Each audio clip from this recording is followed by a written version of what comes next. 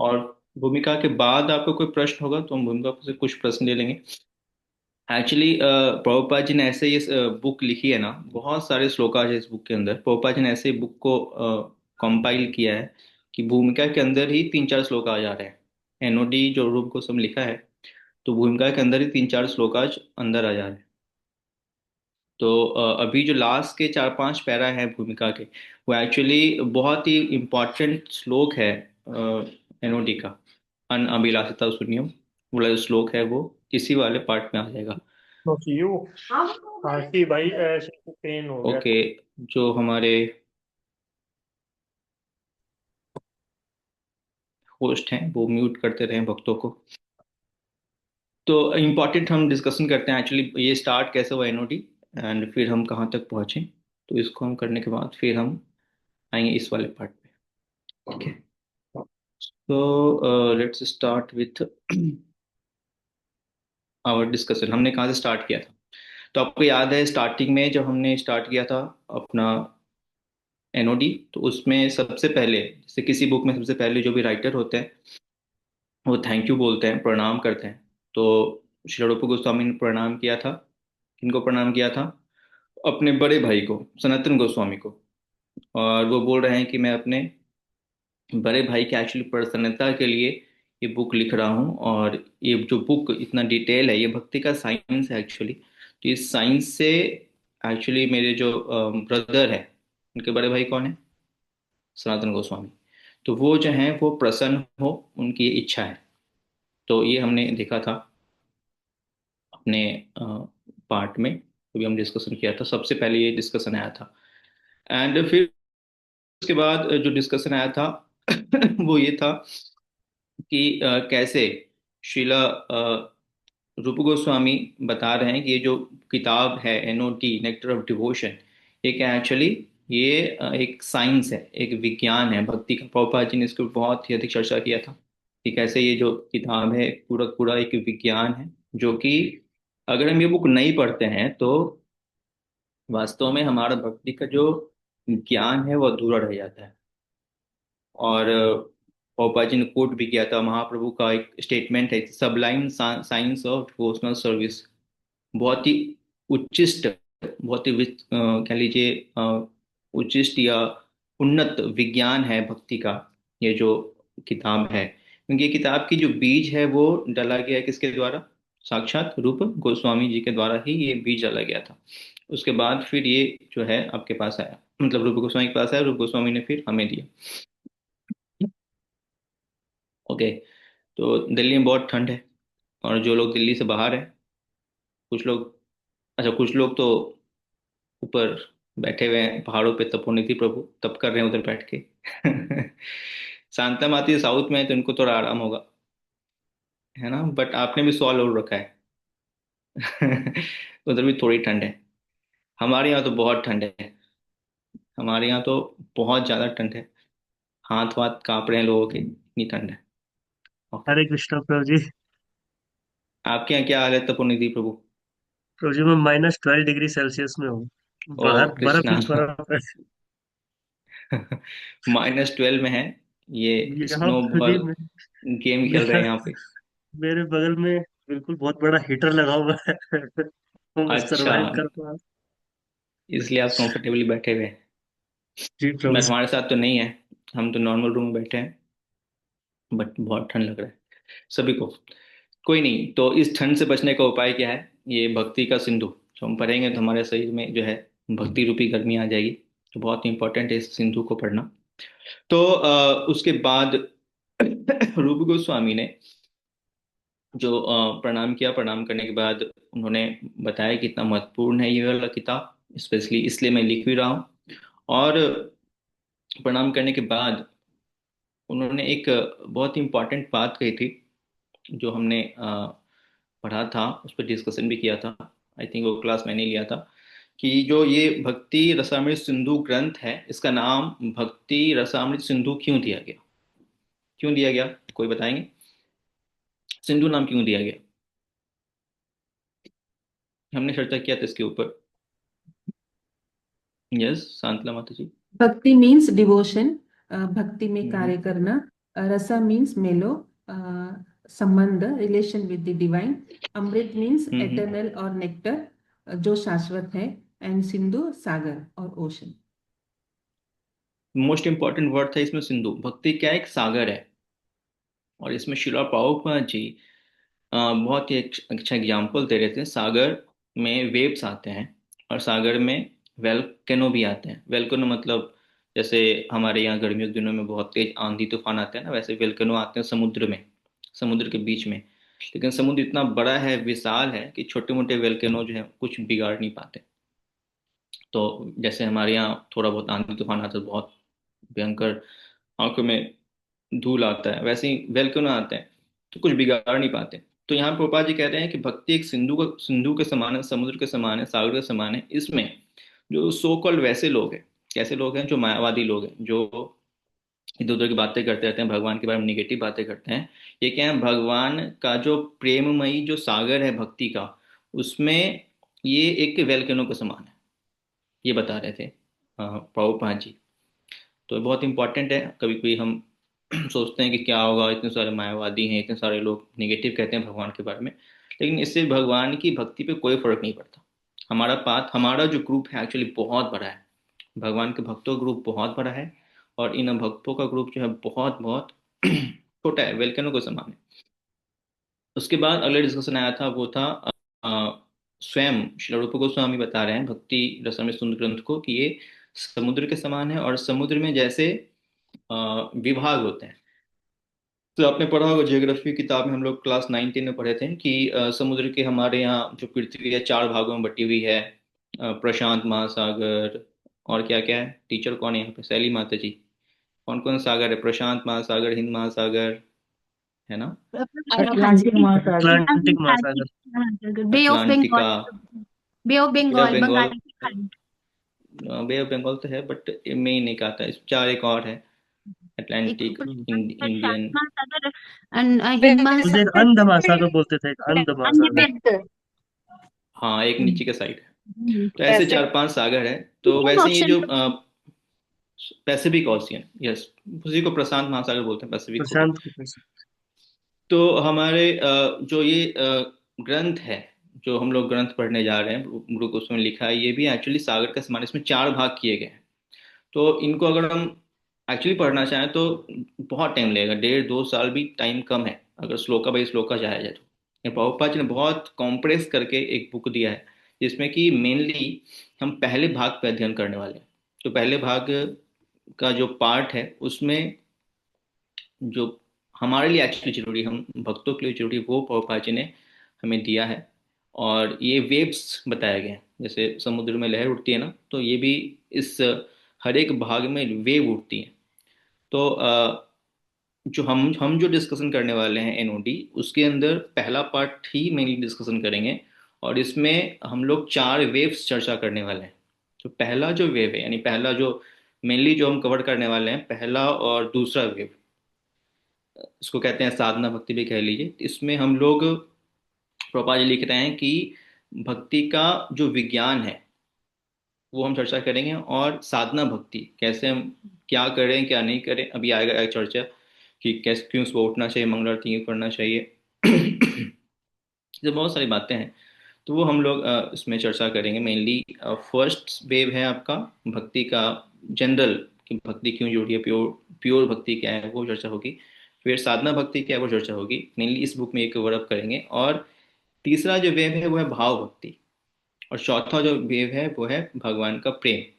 तो ये 4 जो मेन लहर है समुद्र के अंदर जो उठ रहे हैं, वैसे तो बहुत सारी लहरें इस बुक के अंदर हैं, लेकिन हम लोग मेनली इन 4 लहरों को कवर करने वाले हैं, जो प्रभुपाद जी ने हमें दिया है। क्योंकि इससे ज़्यादा तो हम अगर लहरों में जाएंगे तो डूब ही जाएंगे। उतना हमारी औकात नहीं है कि लहरों में हम गोता लगाते रहे, इसी में डूब जाएंगे हमने, देखा जाए तो। देखा है कभी कभी ना, कितने लोग पूरी गए, पूरी गए, हम लोग अभी जाने वाले हैं पूरी। इस साल पुरी और मायापुर दोनों यात्रा कर रहे हैं। तो जो भक्त चलना चाहते हैं अभी से टिकट ले लीजिए। टिकट तो फुल हो गए हैं, वैसे आपको ग्रुप में आया होगा मैसेज, बट अगर आप फिर भी चलना चाहते हैं तो हम लोग 14th या 15th को निकल रहे हैं। तो फिर आप लोग प्लान कर सकते हैं। तो पूरी में वेव्स आते रहते हैं।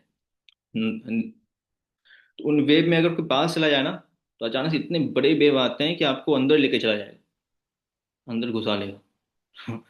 तो इसी तरह से ये वेव्स हैं। तो ये वेव 4 वेव हैं, जो हम इसी में खो जाएं तो भगवान को प्राप्त कर लेंगे। इसलिए प्रभुपाद जी ने 4 वेव भी दिया है, इसी में, इसी को देख लो, है ना। तो ये 4 वेव हैं जो आपने भूमिका में पढ़ा, प्रभुपाद जी ने भूमिका में दिया है। होपफुली अगर आप ध्यान से पढ़े होंगे भूमिका में, तो ये आपने भी पढ़ा होगा। तो उसके बाद जो यहाँ पे स्टार्ट होता है बुक का, जो भूमिका का जो पार्ट है, एक्चुअली ये भूमिका का पार्ट नहीं है, बुक श्लोका का पार्ट है, जो रूप गोस्वामी बता रहे हैं। और ये जो श्लोका है वो है अनअभिलाषिता शून्यम। तो इस श्लोक को हम लोग डिस्कस करते हुए इस वाले पार्ट पे चलेंगे। तो मैं आपको एक स्लाइड शेयर करता हूँ। मुझे एक्सेस है शेयरिंग का। Yes, Prabhuji. ओके। तो हम्म,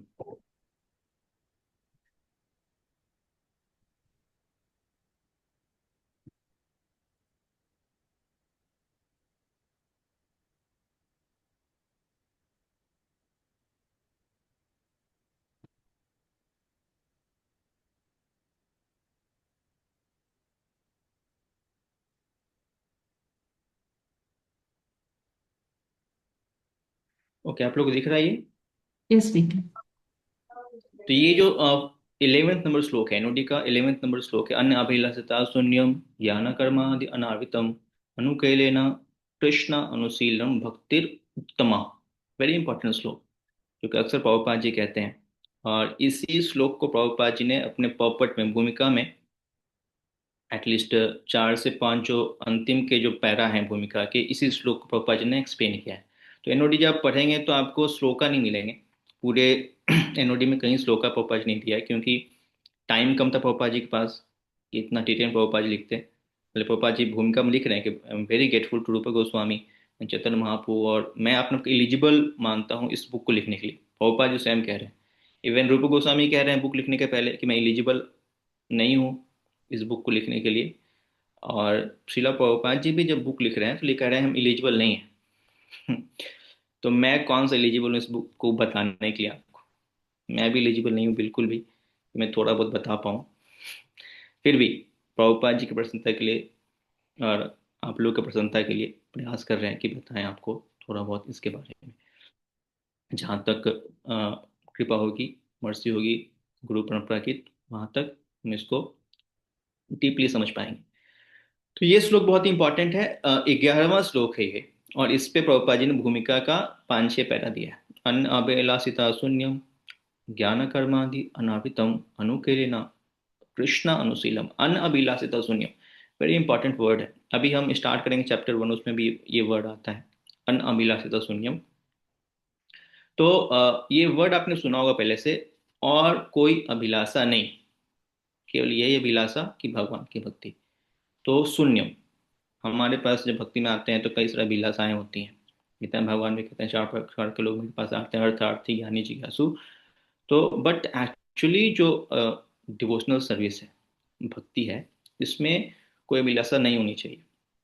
हमने एनवाई में डिस्कशन किया था, 2 प्रकार के भक्त होते हैं, और उस एक भक्त के, एक प्रकार के अंदर एक भी 2 प्रकार के भक्त होते हैं। आई थिंक आप लोग को याद होगा, 2 प्रकार के भक्त होते हैं, फिर एक के अंदर 2 प्रकार के और भक्त होते हैं। किन्हीं को याद है? उनके लिए हम लोग हरि बोल बोलेंगे, mercy, out of mercy. Yes Santala Mata ji. We Shuddha Bhakti क्या है? In that there are 2 parts. One is conditioned this thing, Badh Jeev, and other one is Mukta Jeev. Mukta Jeev, they are liberated soul, and whenever God takes incarnation, he finds associated. They're associated with God in like father, brother. Every time they are there, and they are from the spiritual world. And then Badh Jeev, it is divided into 2: Mishrut Bhakt and Shuddh Bhakt. And this Mishrut Bhakt, they always have do's and don'ts, why, but why, like these questions. And Shuddha Bhakt, they don't have any like this. They have only pure devotion to God. Yes, very very nice, thank you, thank you Santala Mata, you are very sincere. आपके ऐसे Thank you. Student है तभी हम जैसे भक्त जो हैं आते हैं क्लास लेने के लिए। है ना, वेरी सिंसियर। तो एक्चुअली रूपक विदुर जी पूछ रहे हैं मैत्रेय मुनि से कि आप मुझे बताइए भागवतम के बारे में, थर्ड कैंटो में। तो मैत्रेय मुनि कहते हैं कि एक्चुअली देखिए, मेरी योग्यता तो नहीं है बोलने की, लेकिन आप जैसे शुद्ध भक्त पूछ रहे हैं तो ये मेरे लिए बहुत ही ग्लोरियस मौका है कि मैं बोल पाऊँ, क्योंकि आपने पूछा तब तो मैं बोल पाऊंगा। अगर आप पूछते तो बोलता कैसे? और जितना देर मैं बोलूंगा उतना देर मैं भगवान का चिंतन करूंगा। तो आपकी कृपा से मैं चिंतन कर पा रहा हूँ। तो ये मैत्रेय मुनि कह रहे हैं विदुर जी से। तो लाइक दैट, आप जैसे भक्त हैं जो इतना सिंसियरली स्टडी करते हैं, तो आपके लिए मुझे भी स्टडी करना पड़ता है कि नहीं नहीं, थोड़ा हम भी स्टडी करते हैं और अच्छे से बताएंगे। तो थैंक यू माता जी, वेरी नाइस। हमने शायद एनओआई में इसको डिस्कशन किया था, बट आपको भी याद है। तो दो प्रकार के भक्त होते हैं। पहला है, वो है मुक्त भक्त, मुक्त जीव। दूसरा है बद्ध जीव। और बद्ध जीव के अंदर दो प्रकार के भक्त होते हैं। पहला होता है मिश्रित, दूसरे होते हैं नित्य मुक्त। तो नित्य मुक्त कौन है, या मुक्त कह लीजिए, शुद्ध भक्त कह लीजिए। तो शुद्ध भक्त कौन है? शुद्ध भक्त वो हैं जो कि अन अभिलाषिता शून्यम, जो आज के श्लोक में एक शब्द आया, उनकी कोई अभिलाषा नहीं है, केवल और केवल भगवान की सेवा, ये उनकी अभिलाषा है। तो ये हैं आपके शुद्ध भक्त। और जो मिश्रित भक्त हैं वो मिश्रा जी होते हैं। मिश्रित भक्त मतलब मिक्स भक्ति करते हैं। थोड़ा ये भी मिल जाए, थोड़ा ये मिल जाए, भक्ति कर रहे हैं, माला कर रहे हैं थोड़ा। आज का क्लास थोड़ा सा हैवी होने वाला है, आप लोग थोड़ा संभल के रहिएगा, भी आएंगे इसके ऊपर। तो मिश्रित भक्त जो थोड़े इसके और क्या होते हैं, वो थोड़ा सा मतलब उनकी माला तो करते हैं लेकिन साथ ही इच्छाएं बहुत चलती रहती है ना। दो माला करेंगे, प्रभु जी क्या करें आज ना, हम सोचे थे ये होगा लेकिन ये हो नहीं रहा है। हम तो 16 माला करते हैं, हम चार नियम पालन करते हैं, हमारे हमको ये मिलना चाहिए, हमें ये क्यों नहीं मिला, है ना। ऐसा वैसा मतलब भगवान से इच्छाएं डिमांड लगाते रहते हैं, जैसे कि भगवान ना इनके लिए बैठे हुए हैं सारी इच्छाओं की पूर्ति करने के लिए। तो ऐसे भक्त जो कि भक्ति करते हैं लेकिन साथ साथ इच्छाएं बहुत रखते हैं, ऐसा होना चाहिए। ऐसा कई कई भक्त, कई बार नए नए भक्त आते हैं, चार माला माला स्टार्ट किया और पूछते हैं आकर के, प्रभु जी मन कंट्रोल नहीं हो रहा है, हम तो चार माला डेली करते हैं। मतलब चार माला से यहाँ गारंटी साइन करके दे दो इनको कि चार माला करोगे तो तुम्हारा मन कंट्रोल हो जाएगा, है ना। तो ऐसे ऐसे भक्त होते हैं जो भक्ति करते हैं, इच्छाएं बड़ी रहती हैं। और जनरली देखा जाए तो ऐसे ही भक्त होते हैं, इनिशियली सब ऐसे ही होते हैं, ऐसे ही भक्ति स्टार्ट करते हैं कि इच्छाएं रखते हैं, ये मिलना चाहिए, वो मिलना चाहिए, इज्जत मिलना चाहिए, सम्मान मिलना चाहिए, ऐसा वैसा। भक्ति मानने के बाद भी बहुत सारी इच्छाएं रखती है। वे आएंगे इसके थोड़ा डिटेल में इसके बाद इसके ऊपर। तो ये था आपका अनअभिलाषिता शून्यम। दूसरा है ज्ञान कर्मादि अनार्वितम। तो ज्ञान कर्म से भी उनको मुक्त होना चाहिए। तो कई बार भक्ति में आते हैं और बहुत सारे लोग ऐसे होते हैं जो ज्ञान के पीछे भागते रहते हैं, मतलब सो कॉल्ड जो ज्ञान है। कैसे ज्ञान? वैसे ज्ञान जिसे कि वो अपना पफ्ड अप करना चाहते हैं। एक्चुअली तीन प्रकार के भक्त होते हैं, मुमुक्षु, दूसरा ज्ञानी, और तीसरा मेंटल स्पेकुलेशन या भौतिक दार्शनिक टाइप के जो लोग होते हैं। तो मुमुक्षु वो भक्त होते हैं जो मुक्ति प्राप्त करना चाहते हैं, हमेशा मुक्ति। भगवान उठा ले मेरे को, कितना कष्ट दे रहा है यहाँ पे, है ना, ले चल मेरे को वृंदावन, ले चल भगवान के धाम, क्या करूंगा यहाँ पे रह करके। तो ऐसे भक्त होते हैं जो भक्ति करते हैं, इच्छा मुक्ति की रहती है, मुक्त हो जाए, मुमुक्षु। दूसरे ज्ञानी होते हैं। ज्ञानी कौन होते हैं? वो हमेशा प्रयास करते हैं भगवान को अपने ज्ञान से जानने का। ये बहुत ही डेंजरस है। कभी कभी लोग इतने इसके प्रति पागल हो जाते हैं कि भगवान को इग्नोर ही कर देते हैं, है ना। ये मायावादी भी होते हैं कुछ कुछ। ये लोग बोलते हैं सोहम, हम और भगवान एक हैं, या फिर शिव जी की पूजा करते हैं तो हम शिव जी से मिल जाएंगे, सदा शिव, ऐसा कुछ नारा लगाते हैं। तो कुछ ऐसे भक्त होते हैं जो हमेशा ज्ञान के चक्कर में पड़ते हैं। तो ये ज्ञान जो है आगे जा करके भगवान में मिलने का ज्ञान हो जाता है, तो ये जो है वो बहुत ही खतरनाक होता है, मायावाद में चला जाता है। इसमें वो अपने को भगवान को एक मानना स्टार्ट कर देते हैं, या फिर भगवान से वो रिलेट करते हैं अपने आप को। और तीसरे होते हैं दार्शनिक टाइप के, जो कि अपना दर्शन करते रहते हैं, दार्शनिक जो ज्ञान है वो सब लगाते रहते हैं कि ऐसा हो ऐसा हो, हाँ, भगवान ऐसे होना चाहिए, भगवान वैसे होना चाहिए, दार्शनिक टाइप के भक्त होते हैं। तो ये तीनों जो है मिश्रित कैटेगरी में आएंगे। लेकिन जो शुद्ध भक्त हैं उनको कहते हैं पीडीएस, प्योर डिवोशनल सर्विस। तो इस पूरे किताब में भक्ति रसम से पूरे पूरे के पूरे जी ग्रंथ मेरे में साथ बिहेव केवल ऑन द और केवल शुद्ध भक्तों के बारे में चर्चा की गई है। तो आगे हम जितनी चर्चा, अभी हम चर्चा कर रहे हैं थोड़ी इन सब के बारे दादी में, माँ प्लीज। लेकिन आगे जितनी भी चर्चा होगी वो पूरी की पूरी चर्चा जो है शुद्ध भक्ति के रिगार्डिंग होगी। ये सब बातें आगे नहीं आएंगी, है ना। ये पूरा कंडेंस मिस्री है या फिर चीनी है जो किताब है, इसमें केवल शुद्ध भक्ति के बारे में ही चर्चा की गई है। आगे जाकर के स्टार्टिंग में पापा जी बता रहे हैं कि कैसे जो ऐसे लोग होते हैं वो क्या होते हैं एक्चुअली, इन चीज़ों में फंस जाते हैं। तो तीन प्रकार के हो गए, मुमुक्षु, ज्ञानी और फिर आपके दार्शनिक। ठीक है। आगे इसी में जो आपका शब्द श्लोका में आया था, अनुकूलेना कृष्ण अनुशीलनम भक्ति उत्तमा, ये उत्तम भक्ति के लक्षण है। अनुकूलेना, अनुकूलेना कृष्ण अनुशीलनम, तो अनुकूल रहते हैं। देखिए भक्ति में जब आते हैं तो कुछ चीजें हमें त्याग करना पड़ता है, कुछ चीजें स्वीकार करना पड़ता है। उसका प्रवृत्ति और निवृत्ति। तो प्रवृत्ति मतलब वो सारे कार्य जो भगवान के भक्ति में हमें आगे बढ़ाने के लिए हेल्प करते हैं, प्रवृत्ति। जैसे आपने जूम क्लास अटेंड की, प्रवृत्ति अच्छा अच्छा है। भक्ति रस ग्रंथ अध्ययन कर रहे हैं, वैष्णवाचार्य टीचिंग्स को अध्ययन कर रहे हैं, प्रवृत्ति अच्छा है, भक्ति में आगे बढ़ाएगा। बोले नहीं अभी हम क्या करेंगे ना, मूवी देखते हैं। एक मूवी आया हुआ है धुरंधर आपने न्यूज सुना होगा, धुरंधर मूवी देखते हैं। इंडिया की सबसे महंगी फिल्म, महंगी तो नहीं, सबसे अधिक कलेक्शन वाली फिल्म बन चुकी है। आज ही मैं देख रहा था, कोई न्यूज, किसी न्यूज सेंड किया था, तो न्यूज पेपर में आया हुआ था कि अभी तक इंडिया की सबसे अधिक कलेक्शन वाली मूवी है। अब अभी आप भी जाके सो मतलब देखने मत लगना, प्रभु जी ने बता दिया, जाके देखते हैं तो अभी धुरंधर मूवी देखना कहाँ से प्रवृत्ति कार हो गया है, भक्ति बढ़ेगा उससे? नहीं। तो धुरंधर मूवी नहीं देखना है, क्रिकेट नहीं देखना है ना। तो ये सब जो है निवृत्ति कार्य। तो भक्ति में आते हैं तो कुछ प्रवृत्ति, कुछ अपनाने पड़ते हैं, कुछ हमें निवृत्ति, कुछ कुछ हमें छोड़ने पड़ते हैं। तो यहाँ पे कृष्णा अनुशीलम, जो कृष्ण भक्ति के लिए एक्चुअली हमें फेवरेबल है उसको एक्सेप्ट करना है, और जो फेवरेबल नहीं है उसे रिजेक्ट करना है। Accept favourable, reject unfavourable. तो ये कॉन्सेप्ट भी इसी श्लोक से आया है जो हम लोग जनरली पढ़ते हैं कि जो स्वीकार करो और अस्वीकार करो, तो ये भी इस वाले श्लोक से आया, 11वां नंबर श्लोक एनओडी का। कृष्ण अनुशीलनम, अनुशीलनम वर्ड यहाँ बहुत इंपॉर्टेंट है। अनुशीलन मतलब क्या, तो भक्ति में जब हम आते हैं तो अनुशीलन करना पड़ता है। किसका अनुशीलन करना पड़ता है? हमारे प्रीवियस आचार्याज का। हाँ, बिना उनके अनुशीलन के हम भक्ति में आगे नहीं बढ़ सकते। अनुशीलन वर्ड में क्या है? Just following. We have to do nothing anything new, everything already given in our shastra. कुछ नया नहीं करना है ना। इवन प्रीचिंग भी कुछ नया नहीं करना, एवरीथिंग, हर चीज जो है हमारे शास्त्रों में, हमारे आचार्यों द्वारा, प्रभुपाद जी द्वारा ऑलरेडी किया गया है। हमें क्या करना है, जब उसको फॉलो करना है। यही हमारा एक्चुअली कह लीजिए रूल है या फिर सिद्धांत है। We have to just follow, nothing do extra.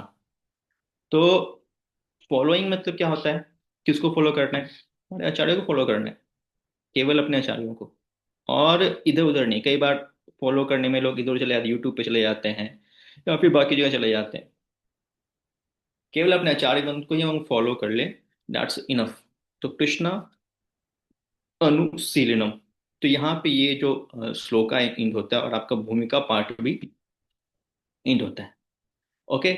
सो यहाँ तक नहीं कोई प्रश्न है? भूमिका यहाँ पे कंप्लीट हो रहा है, हम चैप्टर 1 में अब इंटर कर रहे हैं। So any question, any doubt till now, you can ask.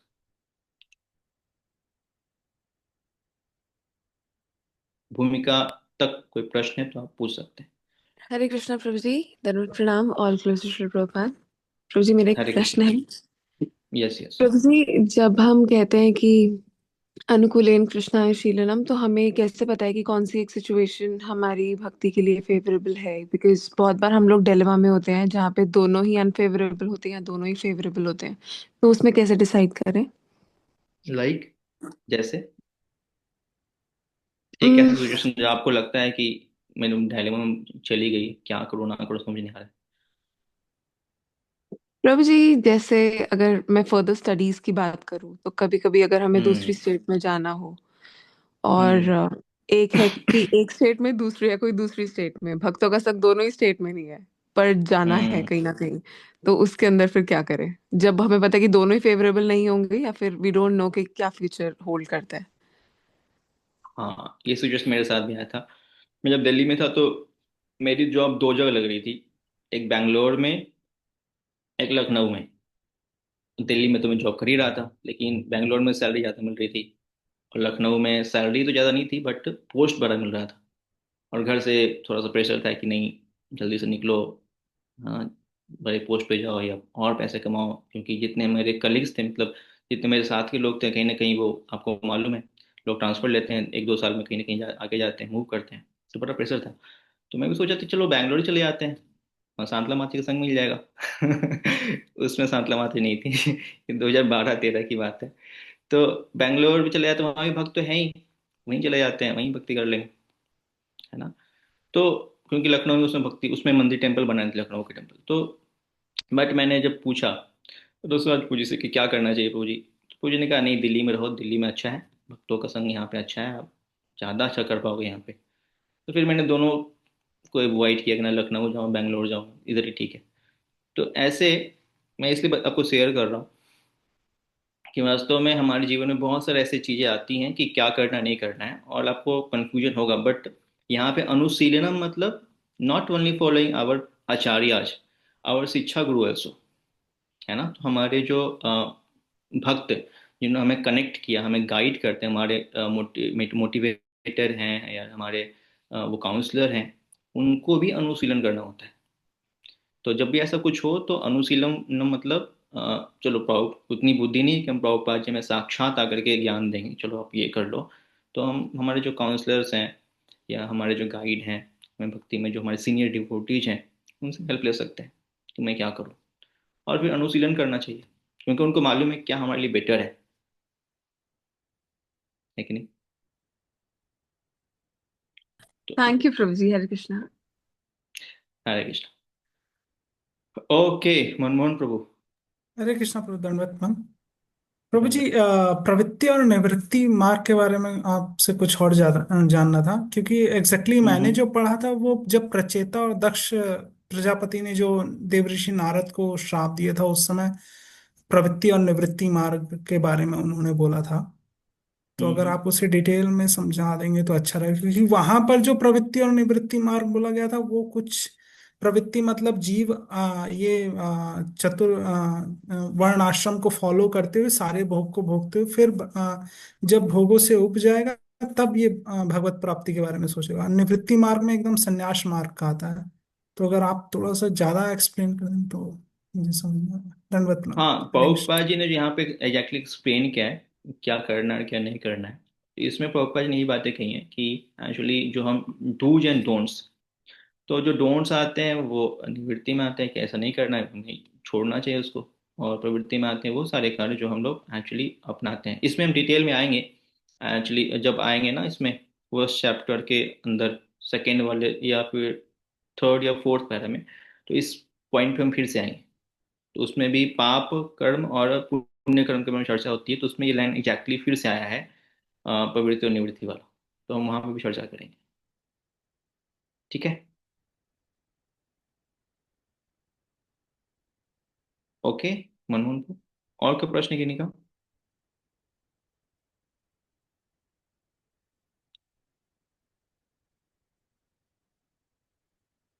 Okay, ठीक है। तो हम आते हैं अब शुद्ध भक्ति के लक्षण, चैप्टर नंबर फर्स्ट के अंदर।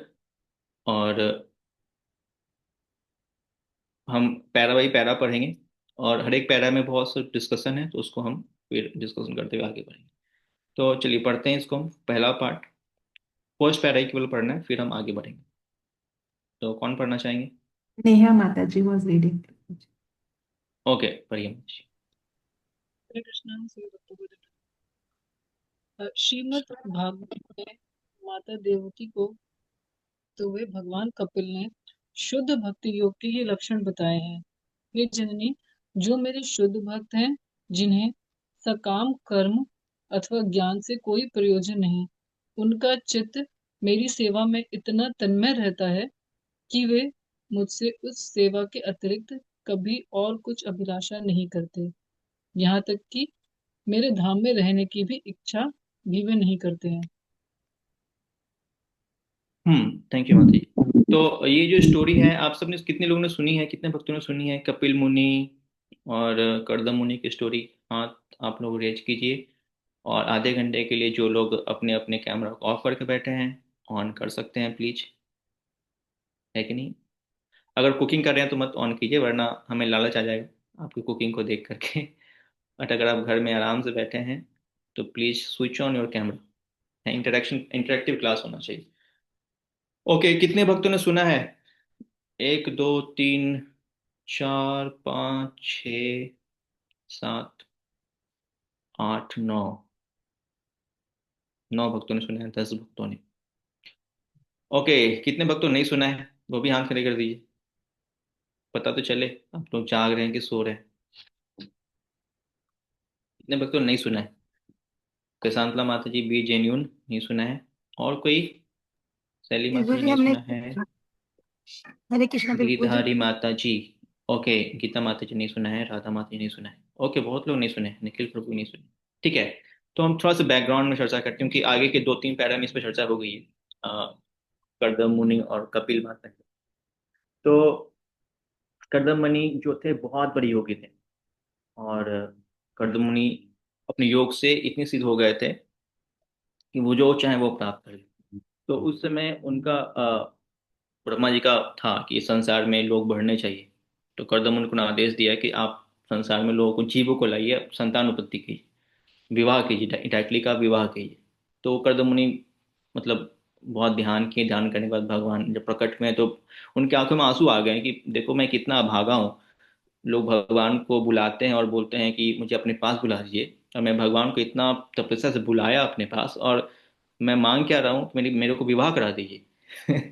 तो कर्दम मुनि लिटरली रोने लगे, आंखों में आंसू आ गया उनके, क्योंकि पिता का आदेश था। तो और पिता भी कौन, ब्रह्मा जी हैं, है ना? तो उन्होंने कहा, भगवान समझ गए इसका भाव क्या है। भगवान ने कहा कि जल्दी आप एक शुद्ध भक्त रहेंगे, विवाह के उपरांत भी आपकी भक्ति नहीं कम होगी, और आपके घर में स्वयं मैं आऊंगा। आपके विवाह के बाद आपके पुत्र के रूप में स्वयं मैं आऊंगा। तो ये सब कुछ कंडीशनिंग दी, विशेष गिफ्ट दिया कर्दम मुनि को। और कुछ समय बाद मनु अपनी बेटी, जिनका नाम था देवहूति, उनको लेकर आए। देवहूति इतनी सुंदर थी कि इवन जब वो रह रही थी प्लैनेट पे, तो देवता जब जाते थे आकाश से, तो देवता उनको देख के गिर जाते थे। आजकल होता है ना, आजकल तो कॉलेज में, स्कूल में लड़कियां लड़के एक दूसरे को देखते हैं, कोई गिरता तो नहीं है ना। लेकिन वहां पे इतनी सुंदर थी वो कि देवता अपने वाहन से गिर जाते देखते हुए देवहूति को।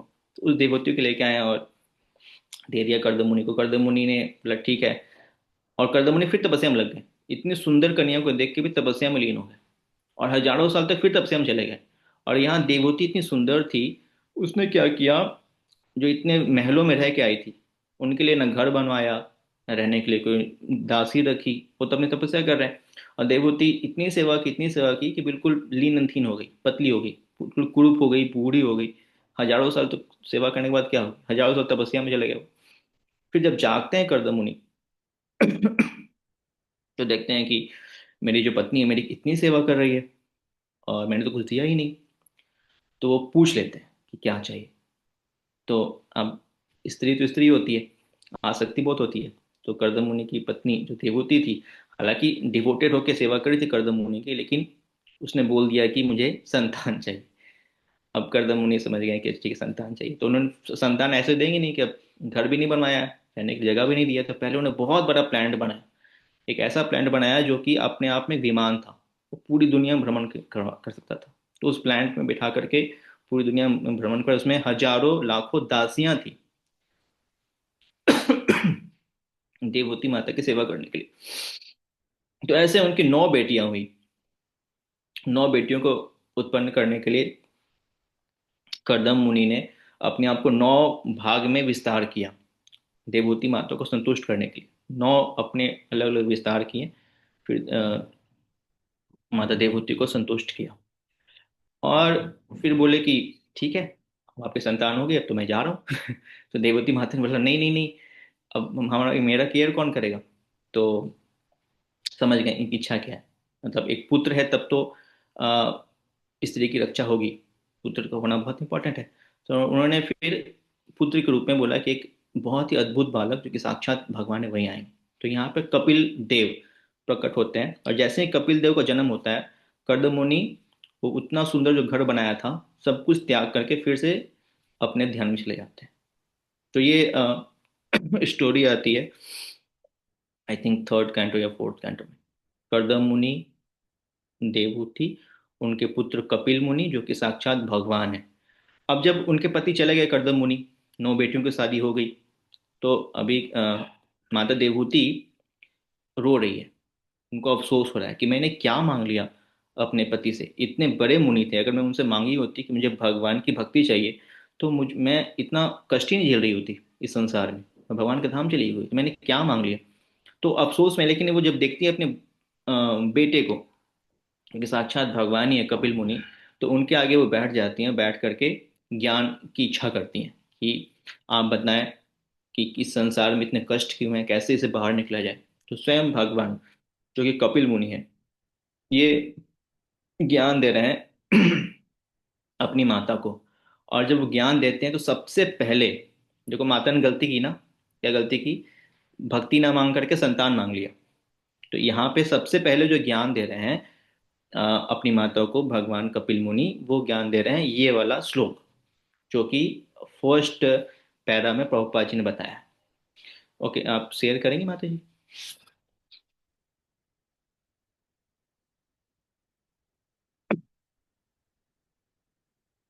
ओके, तो कपिल मुनि बता रहे हैं यहाँ पे अपनी माता को उपदेश देते हुए, हे माता, जो मेरे शुद्ध भक्त हैं और जिन्होंने भौतिक लाभ या दार्शनिक चिंतन की कोई कामना नहीं की है, उनके मन मेरे सेवा में इतने तल्लीन रहते हैं कि मुझसे उस सेवा में तल्लीन रहने के अतिरिक्त और कुछ नहीं मांगना चाहते, यहाँ तक कि मेरे धाम में मेरे साथ रहने की याचना भी नहीं करते। ओके ठीक है माता जी, इसको स्टॉप कर लीजिए, मैं कुछ और शेयर कर रहा हूँ आपको। तो ये श्लोक एग्जैक्टली यहाँ पे आता है।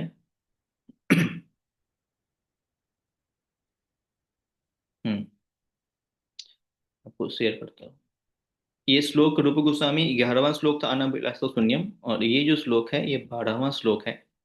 इसमें बता रहे हैं, सर्व उपाधि विनिर्मुक्तम तद प्रत्येव न निर्मलम ऋषिकेन सेवनम भक्ति उच्यते। ये श्लोक भी आपने सुना होगा, प्रभुपाद जी कई बार अपने लेक्चर्स में बताते हैं। तो यहाँ पे दो सबसे महत्वपूर्ण बात जो कपिल मुनि अपनी माता को बता रहे हैं, उसमें एक बात ये बता रहे हैं कि जो मेरे शुद्ध भक्त होते हैं वो मेरे अलावा कोई और इच्छा नहीं करते। अभी हम इस पर चर्चा भी कर रहे थे, अन अभिलाषा शून्यम। तो ये सेम अन अभिलाषा शून्यम वाला श्लोक यहाँ पे कपिल मुनि भी अपने माता को बता रहे हैं, और ये शुद्ध भक्ति की सबसे पहली कंडीशनिंग है। सबसे पहली आप कह लीजिए, लिखते हैं कुछ समान कर बोलते हैं ये चीज़ होना ही चाहिए। तो अगर हम शुद्ध भक्ति कर रहे हैं तो ये चीज़ होना ही चाहिए कि कोई और अभिलाषा नहीं है। अभी इसमें भी कंफ्यूजन है, तो 6 और चीज़ें यहाँ पे एक्सप्लेन करेंगे प्रभुपाद जी। और कोई अभिलाषा नहीं, ये चाहिए वो चाहिए, लेकिन मुक्ति की अभिलाषा नहीं होनी चाहिए। कि लोग बोलते हैं मुक्ति, भगवान मेरे को उठा लो, भगवान मेरे को ले चलो यहाँ से, कोई इच्छा नहीं। तो पहला है अन्न अभिलाषा शून्यम। और सेकेंड वन, दूसरा जो है वो है दार्शनिक सिद्धांतों में नहीं फंसना, या अनुशीलनम कह लीजिए, मतलब अपने बुद्धि से भगवान को नहीं जानना। कई बार भक्त लोग भी अपने बुद्धि से भगवान को जानना चाहते हैं, और वो क्या करते हैं, अपने सीनियर भक्तों से या अपने गुरुजनों से इस बात को लेकर विवाद कर लेते हैं कि आपने ऐसे क्यों कह दिया, ऐसा होना चाहिए, मैं जैसा करूँ वैसे होना चाहिए, अनुशीलम नहीं है। तो यहाँ पे दो जो बहुत इंपॉर्टेंट पॉइंट अपनी माता को बता रहे हैं। पहला कि अन अभिलाषा शून्यम, आपने इच्छा की थी, क्या इच्छा की थी, पुत्र की, गलत है, अन अभिलाषा शून्यम। और दूसरा बताया और कोई इच्छा नहीं।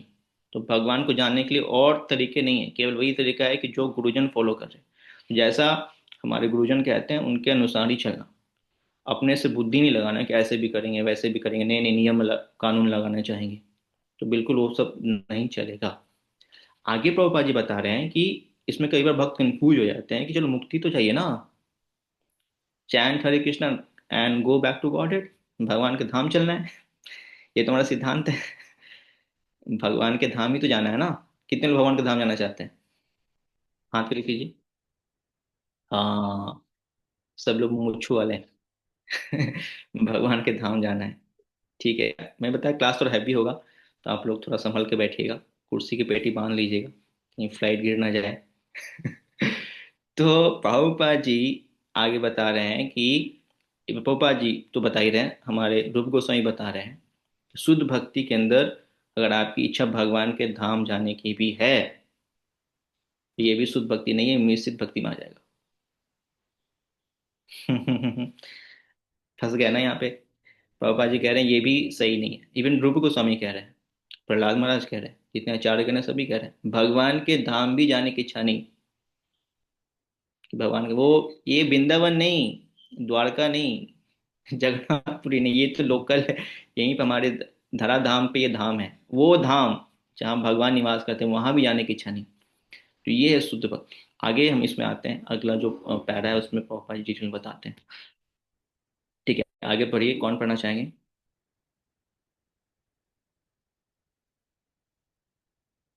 प्रभु जी एक क्वेश्चन था इसमें से। हाँ, क्वेश्चन हम लेंगे, जस्ट क्लास के बाद लेंगे, क्योंकि ये सब रिलेटेड है, तो क्लास के बाद हम लोग फिर ले लेंगे। आप क्वेश्चन नोट कर लीजिए। तो दो बातें मेनली जो कपिल मुनि कह रहे हैं अपनी माता को, पहला है वह कोई अभिलाषा नहीं, और दूसरा है कि अपने आप से कुछ बुद्धि नहीं लगाना, मतलब एज इट इज जो बताया गया वही फॉलो कर। क्या फिलोसफिकल मतलब? ज्ञान वाले में पार्ट में था, एक मुमुक्षु है, एक ज्ञानी है, एक दार्शनिक टाइप के लोग होते हैं। तो ये सब जो है आपके दार्शनिक सिद्धांत में आएंगे। मुमुक्षु मतलब उसमें 6 कैटेगरी हैं, सॉरी 5 कैटेगरी हैं, जो 5 प्रकार के लोग मुक्ति पाना चाहते हैं, उसके अंदर भी हम लोग डिस्कशन करने वाले हैं। और ज्ञानी तो मायावादी, जो अपने ज्ञान से भगवान समझना चाहते हैं हम भगवान में मिल जाएंगे। और फिलोसफी लगा करके वो भी गलत है। कई बार भक्त लोग फिलोसफी लगाते हैं, ऐसा नहीं तो ऐसा करेंगे प्रभु जी, ऐसा कर लेते हैं, वो भी गलत है। ठीक है, पढ़िए आगे, कौन पढ़ रहे हैं? जब मुझे कंटिन्यू रति मंजिल करना माता है? जी। ओके, रति मंजिल माता जी पढ़ रहे हैं, यस जी माता जी। प्रभु हरे कृष्णा दंडवत प्रणाम। मुक्ति 5 प्रकार की होती है। भगवान से तदाकार होना सायुज्य, भगवान के साथ उसी लोक में रहना सालोक्य, भगवान के समान स्वरूप प्राप्त करना सारूप्य, भगवान की ही तरह उन्हीं ऐश्वर्यों का भोग करना सृष्टि, तथा भगवान के संगी रूप में रहना सामीप्य। भक्त भौतिक इंद्रिय तृप्ति को तो ठुकराता ही है, वह 5 प्रकार की मुक्तियों में से किसी प्रकार की विमुक्ति की कामना नहीं करता। वह भगवान को प्रेममयी सेवा करके ही संतुष्ट रहता है। यह शुद्ध भक्ति का लक्षण है। श्रीमद् भागवतम में आए कपिल देव के उपयुक्त कथन में शुद्ध भक्त की वास्तविक स्थिति का वर्णन हुआ है। ओके, और हम इस पे भक्तों आएंगे माता जी, पहले पहले इसको डिस्कस कर लेते हैं। तो ये जो इसमें यहाँ पे 5 चीजें बताई गई हैं मुक्ति के रिगार्डिंग, जिसमें कहीं ना कहीं हम लोग भी फंसे हुए हैं, तो आज इससे बाहर निकल जाइए, थोड़ा सा हल्का हो जाइए, अपने आप को पहचानिए प्रॉपर हमसे क्या चाहते हैं। तो देखो हम लोग, चलो मायावादी तो नहीं है जो भगवान से मिलना चाहते हैं, दार्शनिक भी नहीं है जो अलग दर्शन से भगवान को समझना चाहते हैं, लेकिन ये वाला पार्ट जो है ना मुमुक्षु वाला, मुक्ति प्राप्त करने वाला, ये हम सबके अंदर है थोड़ा बहुत, कि मुक्ति प्राप्त करना चाहते हैं। तो ये भी अगर ये कैटेगरी है हमारे अंदर, तो ये भी हम निश्चित भक्त में आएंगे, शुद्ध भक्त में नहीं आएंगे। शुद्ध भक्त की इच्छा केवल और केवल भगवान की सेवा की होती है, चाहे दिल्ली में रह के कर ले, चाहे अपने घर में रह के कर ले। जैसा गुरु का आज्ञा है, गुरु कह रहे हैं घर में रह के करो, घर में कर लो। गुरु कह रहे हैं दिल्ली में रहो, दिल्ली में करो। गुरु कह रहे हैं चले जाओ विदेश, चाइना चले जाओ, पाकिस्तान चले जाओ, पाकिस्तान चले जाएंगे। तो ये इच्छा होती है शुद्ध भक्तों की। तो 5 प्रकार की इच्छाएं या 5 प्रकार की मुक्ति जो जनरली लोग डिमांड करते हैं संसार में, वो 5 प्रकार की मुक्तियों का यहाँ वर्णन हुआ है। तो ये 5 मुक्तियां कौन कौन सी हैं? तो सबसे पहला जो यहाँ पे मुक्ति है वो है आपका सायुज्य मुक्ति। सायुज्य मुक्ति में क्या होता है? हम भगवान से मिलना चाहते हैं, एक हो जाना चाहते हैं भगवान में।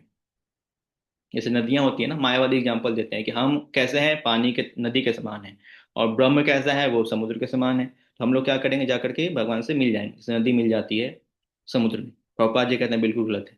भक्त क्या है, वो शार्क के समान है। वो क्या करते हैं, शार्क वेल क्या करती है, समुद्र में तैरते तैरते रहती है और बहुत आनंद लेती है। तो भक्त क्या है, उस समुद्र में रहते हैं, मिल नहीं जाते हैं। इवन मिलना कॉन्सेप्ट बिल्कुल गलत है। कई बार कहते हैं ना दोनों भक्त सेम सेम है। कोई भक्त सेम सेम नहीं होते हैं। हर भक्त के अंदर कुछ अच्छे गुण हैं, कुछ बहुत अच्छे गुण हैं। भक्तों के अंदर बुरे गुण नहीं होते हैं।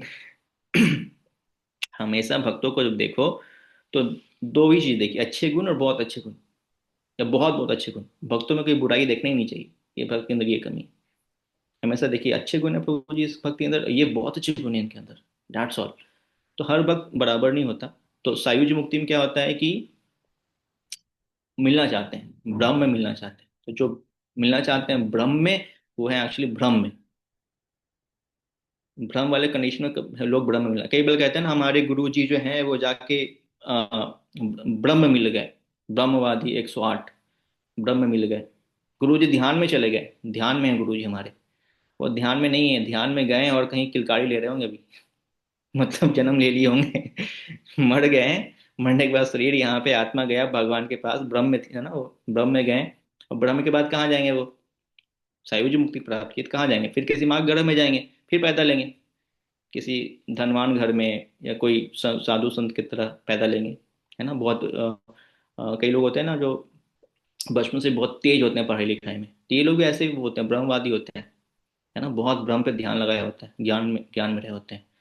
पापा जी कहते हैं जो ब्रह्म में है वो ब्रह्म में है, क्योंकि ब्रह्म में कोई भी वास्तव में रह ही नहीं सकता। क्योंकि जीव का प्रकृति है, नेचर है कि वो क्या करेगा, भगवान की सेवा करेगा। और ब्रह्म में सेवा है नहीं, वहां जाएंगे रहेंगे। न कई बार एग्जाम्पल भी दिया, मान लो आप अपने मोहल्ले में अकेले हो, तो सारा कुछ ओपन है वहां पे, बैंक एटीएम ओपन है, रेस्टोरेंट ओपन है, तो आप वहां पे इंजॉय कर पाएंगे। आप भाग नहीं जाएंगे छोटे से गांव में कि वहीं रहूंगा, गरीबी रहूंगा, वहीं रह लूंगा, यहाँ कौन रहेगा। आप भाग नहीं जाओगे, अकेले रहोगे, उस इलाके में नहीं रहोगे। तो ब्रह्मवादी वैसे ही है। तो सायुज्य मुक्ति वाले क्या होते हैं, बहुत तपस्याएं करते हैं, बहुत ध्यान लगाते हैं, लेकिन जाके ब्रह्म में मिल जाते हैं। और वहां से तुरंत गिर जाते हैं, वो रह ही नहीं पाते, वहां बेचैन हो जाते हैं। और तुरंत गिर के किसी माता के गर्भ में जाते हैं, फिर पैदा लेते हैं। तो पहला मुक्ति जो है वह सायुज मुक्ति, जो कि भक्त नहीं चाहते। आगे बढ़ते हैं। दूसरा लास्ट,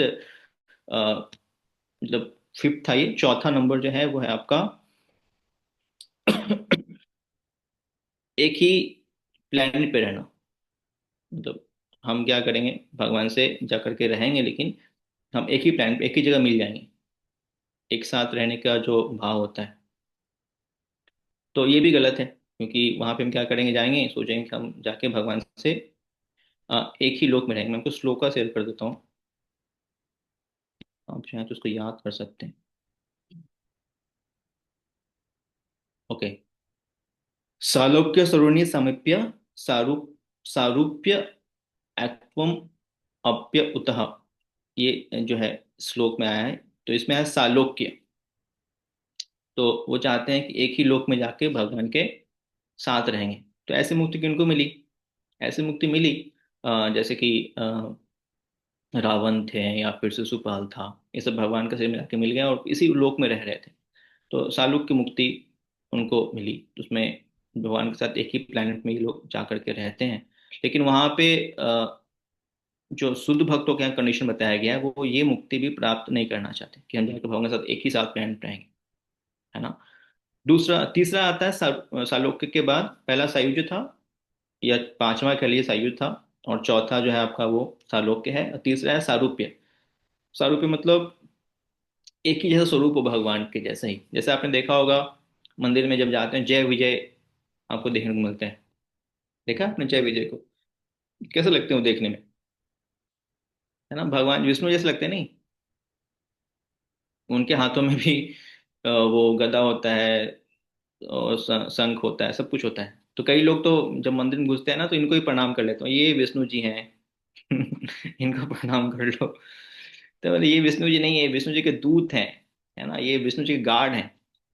तो अभी क्या है, जब ऐसे इच्छा कुछ मुक्ति के कोई करते हैं कि ऐश्वर्य मिले, तो ऐसे लोगों के लिए एक्चुअली भगवान जो है ये वाला रूप देते हैं कि चलो आप सारूप्य मुक्ति ले लो। तो उसमें सब कुछ सेम होता है, इसलिए वैकुंठ धाम में, वैकुंठ हमारे सेंटर का भी नाम है, वैकुंठ धाम में सब कुछ सेम होता है। तो वहां पे क्या होता है, जितने भी भगवान के परिचर हैं, जितने भी लोग वहां रह रहे होते हैं, जीवात्मा रह रहे, सबको भगवान के जैसा ही शरीर मिलता है, सबके चार चार हाथ होते हैं। ऐसे बताया कि पुरी भी जाते हैं, पुरी में भी लोग, जितने लोग के चार चार हाथ हैं, तो चार चार हाथ होते हैं लोगों के, और सबके हाथ में गदा होता है, चक्र भी होता है, पुष्प भी होता है, शंख भी होता है, सब कुछ होता है उनके पास। भगवान में विशेष क्या होता है, भगवान के गले में एक मणि होती है, उससे भगवान अलग हो जाते हैं। ये भगवान के गले में ये मणि क्यों है, क्योंकि भृगु मुनि जाकर एक लात मारा था भगवान के छाती के ऊपर, इसलिए गड्ढा हो गया था, तो वहां पे एक मणि है, बाकी लोगों को नहीं मारा था। तो ये अंतर है बस वहां पे। तो तीसरा जो है मुक्ति वो है आपका वैसा रूप, एंड चौथा है साष्ठी। षष्ठी या साष्ठी, इसमें क्या होता है, इसमें एक्चुअली इस मुक्ति में ऐश्वर्य भगवान के समान ही हो जाता है। जितना शक्ति, जितना धन, जितना सुंदर भगवान है, वैसे ही वहां पे लोग भी रहते हैं। जनरली ऐसा भी वैकुंठ धाम में ही होता है। वैकुंठ लोकों में जितने लोग हैं सब वैसे ही दिखते हैं, उतने ही अधिक तेजवान होते हैं भगवान की तरह। तो दूसरा है वो है साष्टी मुक्ति। एंड फाइनली फर्स्ट वन है वो है आपका सामीप्य मुक्ति। मतलब इसमें वो लोग होते हैं जो बोलते हैं भगवान के धाम जाना है ना, मैं भगवान के धाम जाके भगवान के साथ ही रहना चाहता हूँ। तो यह सामीप्य मुक्ति। तो 5 प्रकार की मुक्तियां हमारे यहाँ बताई गई हैं कि उसमें ऐसा होता है कि जैसे हम भक्ति स्टार्ट करते हैं, हरे कृष्णा मंत्र जप करते हैं और शुद्ध भक्ति को आगे बढ़ते हैं, तो पांचों की पांचों मुक्तियां हमारे गेट पे आके खड़ी हो जाती हैं, चलिए हमारे साथ चलिए, है ना। लेकिन जो भक्त होते हैं इन पांचों में से किसी एक को भी स्वीकार नहीं करते। तो भक्ति क्या इच्छा होती है, भक्त की इच्छा होती है केवल और केवल भगवान की सेवा। आपने दिल्ली से शास्त्र में गाया ना, ना धनम ना जनम ना सुंदरिम कविताम व जगदीश काम है। तो भक्ति कोई इच्छा नहीं होती, ना ऐश्वर्य वाली मुक्ति, ना भगवान के समीप जाने की मुक्ति, ना भगवान के क्या बोलते हैं उसको, सायुज्य, सालोक, एक ही लोक में रहनी, एक ही घर में रहेंगे हम लोग, ऐसे भी नहीं। भगवान के पास है कोई नहीं चाहिए। जो पहला जो पांचवा था वो एक्चुअली मायावादियों के लिए था, लेकिन चारों को चारों जनरली मिश्रित भक्ति जो करते हैं ना, वो डिमांड कर लेते हैं। तो इनमें से कोई भी एक शुद्ध भक्त नहीं चाहता। शुद्ध भक्त की इच्छा क्या होती है, केवल और केवल वो भगवान की सेवा करना चाहता है, जहां भी भगवान और भगवान के भक्त उनको एक्चुअली भेजना चाहते हैं। जैसे प्रहलाद महाराज, प्रहलाद महाराज कभी नहीं चाहते हैं कि मैं क्या करूं, आपके धाम जाऊं। वो कह रहे हैं प्रभु आप सारे जीवों को कष्ट मुझे दे दीजिए, मैं इधर रह लेता हूँ, आप सबको ले जाइए। तो प्रहलाद महाराज चाह रहे हैं कि मुझे सेवा मिले, भक्तों का संग मिले और सेवा मिले। तो ये भाव होता है शुद्ध भक्त का, क्योंकि उनको मालूम है कि भगवान के धाम में थोड़ी रेस्ट करना है, वहां जाकर जाएंगे सोएंगे कम्बल ओढ़ करके, है ना, आराम करेंगे नहीं, वहां जाके भगवान की सेवा करनी है। तो अगर सेवा करने का अपॉर्चुनिटी हमें यहाँ मिल रहा है, सेंटर में मिल रहा है, दिल्ली में रह के मिल रहा है, नरक में जाके मिल रहा है, तो वहां भी भक्त तैयार होते हैं जा करके सेवा करने के लिए। तो ये जो सिम्टम है शुद्ध भक्तों के अंतर्गत आता है, बाकियों के अंदर नहीं आता है। राइट। सो ये 5 मेन मुक्ति हैं जो एक शुद्ध भक्त डिमांड नहीं करते हैं। इसलिए मैं कह रहा था आज की क्लास तो हैवी होने वाला है, क्योंकि हमारा फिलोसफी तो यही रहता है, chant Hare Krishna and go back to God it. लेकिन शुद्ध भक्ति के अंदर बैक टू गॉड इट भी नहीं जाना है। आप जहां हैं वहीं रहिए और भगवान की सेवा करते रहिए, अगर आप देश है तो। ठीक है, तो 8:30 बज चुका है। ये क्लास देखो, अगर हम ऐसे करेंगे 45 मिनट, तो साल ये क्लास जो है 1.5 2 साल चलता ही रहेगा ऐसे। तो हमें लगता है इस क्लास का टाइम बढ़ा देना चाहिए थोड़ा सा, 15 से 20 मिनट। आप लोग बताएं क्या करना है। मैंने सोचा एक और पार्ट डिस्कस कर लेते हैं। स्टॉप करें या फिर कंटिन्यू करें, प्रभु एज जी यू से। कंटिन्यू कर सकते हैं, कोई दिक्कत ओके। और वोटिंग भी भक्तों कर का क्या वोटिंग भी रिस्पॉन्स कर है? सकते हैं प्रभु जी। कर सकते हैं प्रभु जी थोड़ा देर। तो ओके, 5 मिनट में हम इसको प्रभु जी कंटिन्यू कर करते हैं। सकते हैं एक थोड़ा आपको, देर। ठीक है, 5 मिनट और हम बढ़ते हैं। तो अभी देखो यहाँ पे हमने मुक्ति को हम चर्चा किया, 5 प्रकार की मुक्तियां होती हैं। लेकिन इसके बाद जो भक्त होते हैं, जब भक्ति करना शुरू करते हैं, तो उन्हें 6 प्रकार के एक्चुअली रिलीफ मिलते हैं, गिफ्ट मिलते हैं भगवान से। वो भी जो भक्त हैं वो एक्चुअली स्वीकार नहीं करते हैं, बट भगवान की तरफ से मिलते हैं। तो ये जो 6 लक्षण हैं, एक्चुअली ये लक्षण शुद्ध भक्त के अंदर आते हैं। हम लोग कई बार कहते हैं ना, माता जी शुद्ध भक्त हैं, प्रभु जी शुद्ध भक्त हैं, या हम शुद्ध भक्त हैं कि नहीं। तो अगर ये 6 लक्षण आ रहे हैं तो ठीक है, आप शुद्ध भक्त हैं, बन रहे हैं, या वो शुद्ध भक्त है। लेकिन 6 लक्षण नहीं है तो हम कहीं के नहीं हैं। तो 6 लक्षण डिस्कस कर लेते हैं शॉर्ट में, फिर हम इसमें डिटेल में अगली क्लास में जाएंगे। तो आगे कंटिन्यू कीजिए पढ़ना, एक पैरा, मतलब हाँ, एक पैरा में आ जाएगा, 6 लक्षण बताए प्रभुपाद जी ने। फिर हम इसमें डिटेल में जाएंगे, आप लोग प्लीज पढ़ के आइए। यस, कौन पढ़ रहे हैं? मैं पढ़ मनमोहन को लूँ? पढ़िए। हम्म। आप म्यूट पे हैं। माता जी वो शेयर करके रखिएगा। श्रीमद् भागवत में आए कपिल देव के उपयुक्त कथन में शुद्ध भक्ति की वास्तविक स्थिति का वर्णन हुआ है, और भक्ति के प्रारंभिक लक्षणों को भी परिभाषित किया गया है। भक्ति के अन्य लक्षणों का वर्णन शील रूप गोस्वामी ने विभिन्न शास्त्रों के साक्ष्य समेत किया है। उनके अनुसार शुद्ध भक्त के 6 लक्षण होते हैं, जो निम्नवत है। पहला, शुद्ध भक्ति समस्त प्रकार के भौतिक कलेशों से अवलंबित राहत देती है। कलेशाग्नि। शुद्ध भक्ति समस्त कल्याण का शुभारंभ करने वाली शुभदा। शुद्ध भक्ति स्वतः दिव्य आनंद प्रदान करने वाली है। सांद्र नंद विशेषात्मा। शुद्ध भक्ति विरले ही प्राप्त होती है, सुदुर्लभ। हम्म। शुद्ध भक्ति को प्राप्त लोग मुक्ति के विचार मात्र को तुच्छ समझते हैं। मोक्ष लघुता। छठा, शुद्ध भक्ति कृष्ण को आकृष्ट करने का एकमात्र साधन है। श्री कृष्ण आकर्षणी। कृष्ण सर्व आकर्षण है, किंतु शुद्ध भक्ति उन्हें भी आकृष्ट करती है। इसका अर्थ यह हुआ कि शुद्ध भक्ति साक्षात कृष्ण के दिव्य रूप से भी अधिक बलवती है, क्योंकि यह कृष्ण की अतरंगा शक्ति है। हरे कृष्ण। हरे कृष्णा। तो यहाँ पे 6 गिफ्ट के बारे में बताए गए हैं जो भक्ति मिलते हैं। और इन गिफ्ट को डिस्कशन करने में आपको एक फिगर दिखा रहा हूँ, उससे आपको ज़्यादा अच्छे से क्लियर होगा। और इस फिगर के ऊपर, इस इमेज के ऊपर हम चर्चा करेंगे नेक्स्ट क्लास में। जस्ट मैं आपको फिगर दिखा रहा हूँ, आप इसका फोटो ले सकते हैं एंड आप मेडिटेट कर सकते हैं। नेक्स्ट क्लास में हम चर्चा करेंगे। तो हमने चर्चा किया था इसके पहले अपने एनओआई में, और पहले भी टीचिंग्स ऑफ लॉर्ड चैतन्य में, कि भक्ति के स्टेज होते हैं। तो मेनली जो 4 स्टेज हैं, यहाँ पे येलो में देख रहे हैं, ये 4 मेन स्टेज हैं। एक्चुअली इसके अंदर 3 ही स्टेज हैं, वैदिक भक्ति, रघुनंग भक्ति, भाव भक्ति, प्रेमा भक्ति। तो वैदिक रघुनगा ऑलमोस्ट सेम सेम ही माना जाता है, भावा और प्रेमा, तो ये 3 स्टेज है मेनली देखा जाए तो। बट वैदिक को भी 2 भाग में देखा जाएगा, तो वैदिक से ऊपर रागनुगा, और उसके ऊपर भाव और प्रेम। ये हम डिस्कशन पहले भी किया हुआ है। अब इसके अंदर 9 और सीढ़ियां हैं। ये 9 स्टेजेज हैं भक्ति के, जो आपने सुना है: श्रद्धा, साधु संग, भजन क्रिया, अनंत निवृत्ति, निष्ठा, रुचि, आसक्ति, भाव और प्रेम। तो सबसे पहले श्रद्धा होती है। श्रद्धा होती है तो हम आते हैं क्लास सुनने के लिए, है ना, और गीता पढ़ते हैं। जब हम गीता पढ़ते हैं, श्रद्धा होती है, तो फिर हमें भक्तों का संग मिल जाता है, तो हम साधु संग करते हैं। जब साधु संग में आते हैं तो फिर क्या करते हैं, हम भजन क्रिया करते हैं, चैंटिंग करते हैं। तीसरा सीढ़ी है भजन क्रिया। चैंटिंग स्टार्ट करते हैं या फिर लेक्चर सुनते हैं, जो भी। तो हम भजन करना स्टार्ट करते हैं।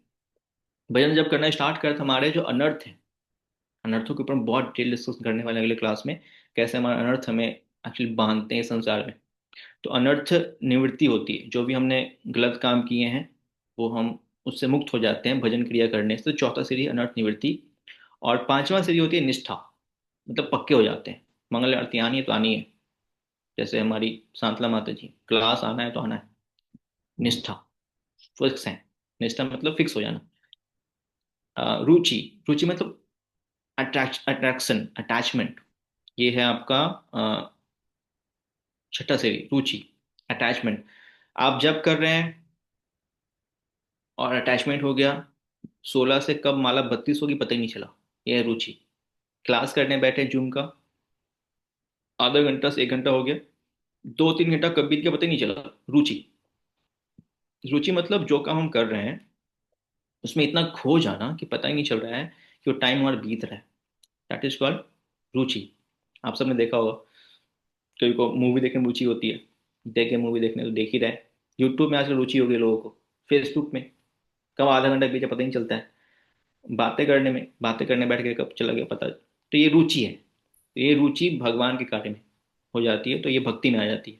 तो रुचि अ, निष्ठा के ऊपर आता है रुचि, रुचि के ऊपर होती है आसक्ति, अटैचमेंट हो जाता है, छोड़ना नहीं चाहते, कितना ही बोले कि अरे हट जाओ, छोड़ो जूम क्लास, है ना, चलो थोड़ा यूट्यूब देख लेते हैं, मन बहुत डिमांड कर रहा है, ये कर लेते हैं वो कर, नहीं नहीं नहीं, आसक्ति, सुनने की बहुत इच्छा कर रहा है, आसक्ति।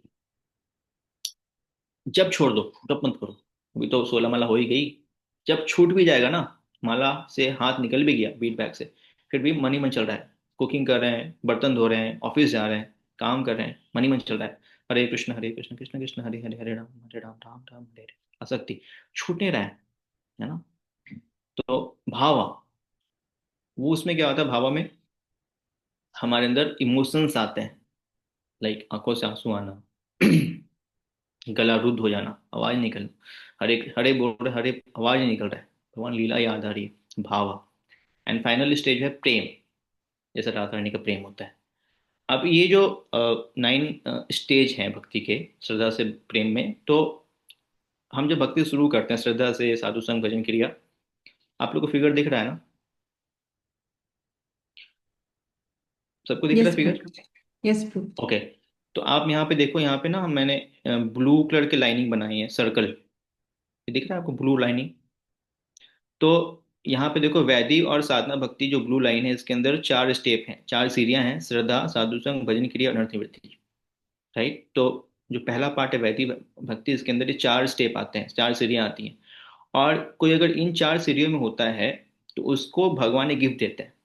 अगर किसी की अनर्थ निवृत्ति खत्म हो गई, श्रद्धा थी, साधु संग किया, भजन क्रिया किया, अनर्थ निवृत्ति खत्म हो गई, तो पहला गिफ्ट भगवान देते हैं भक्ति में, तैयार हैं आप लोग लेने के लिए? वो है क्लेश अग्नि।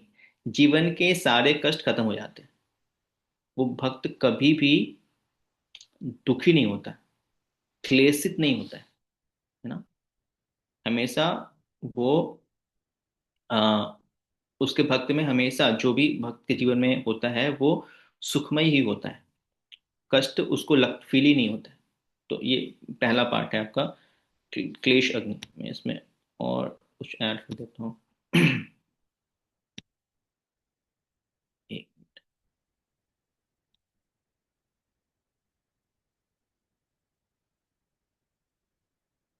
तो क्लेश अग्नि वाला जो पार्ट है, इसमें आप ऐसे देख लीजिए इसको, लाइक कोई भक्ति कर रहा है, और भक्ति करने के साथ साथ लाइफ में कष्ट आ जाते हैं, लाइक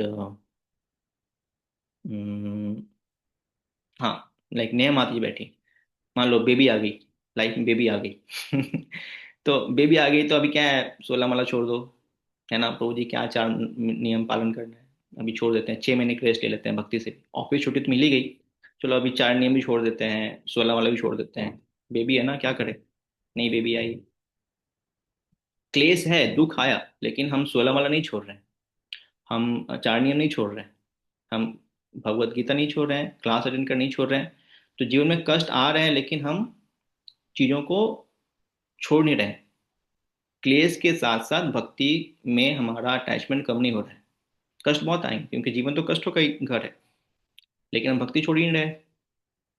जैसे श्रीला प्रभुपाद जी को देख लो, हमारे कितनी कष्ट आए, प्रहलाद महाराज को देख लीजिए, जब माता के गर्भ में है, तभी से मारने का प्रयास चल रहा है, बाहर निकलने के बाद तो जो हुआ सो हुआ ही, माता के गर्भ के अंदर है वो, तभी से उनको मारने के लिए लोग वहां पे षड्यंत्र रचे। पहले इंद्र मारना चाहता था, उनके पिताजी, सैनिक, गुरु मारने का प्रयास किया, लेकिन इतना क्लेश आने के बाद भी वो फिर भी भक्ति नहीं छोड़े।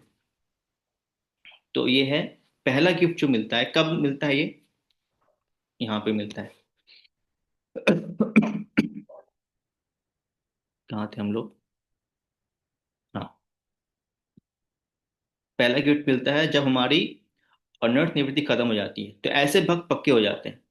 ऐसे भक्त जीवन में नौकरी रहे ना रहे, न्यू बेबी आ जाए, हम बहुत बीमार पड़ जाएं, कुछ भी हो जाए, वो जो अग्नि, क्लेश की अग्नि है, उनको छू नहीं पाती है, है ना, ये वो भक्त नॉर्मल दिखेंगे आपको।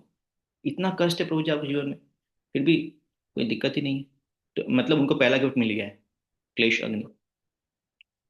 उनके जीवन से सारा क्लेश खत्म हो गया है।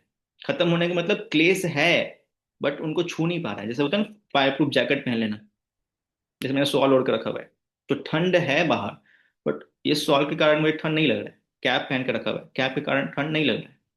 तो वैसे ही क्लेश होगा जीवन में, लेकिन उन्होंने चूंकि ये 4 स्टेप पार कर लिए, श्रद्धा, साधु संग, भजन क्रिया और अनर्थ निवृत्ति, तो चूंकि उनके अनर्थों की निवृत्ति हो चुकी है, तो क्लेश जो है उनको छू नहीं पा रहा है। ठीक है, आगे बढ़ते हैं। सुबदा और सन्नादंद विशेषात्मा। सुबदा में क्या होता है?